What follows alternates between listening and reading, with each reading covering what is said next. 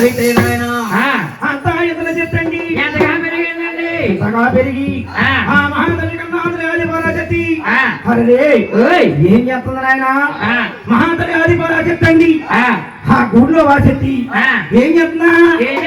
అడగారికి చెప్తే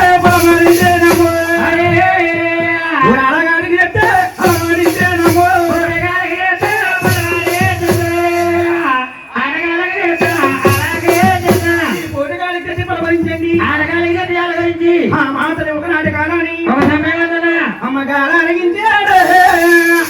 అమ్మ గరిపిన ఎంత దగ్గర వాయాది చెత్త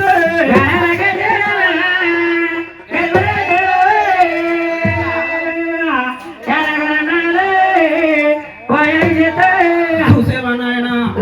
అమ్మతని ఆడి పరా చెత్తండి గాలి ఆరగించింది గర్భవతి అయ్యిందండి గరిపినయ్యి ఏం చెప్తుంది నాయన ఓ రామాత గురగొట్టమని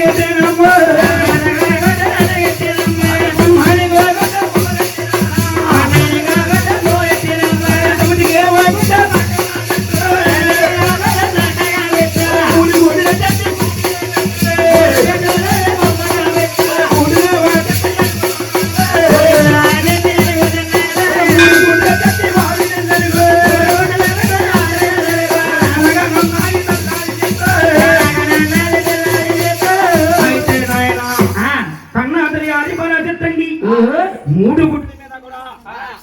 6 నెలలు అడిగిందండి 6 నెలలు అనగానే ఏమవుతున్నదా అమ్మ ఒక నాటకారానే ఒక సమయం అందు జాతర ఒకటి జారిపోయాడు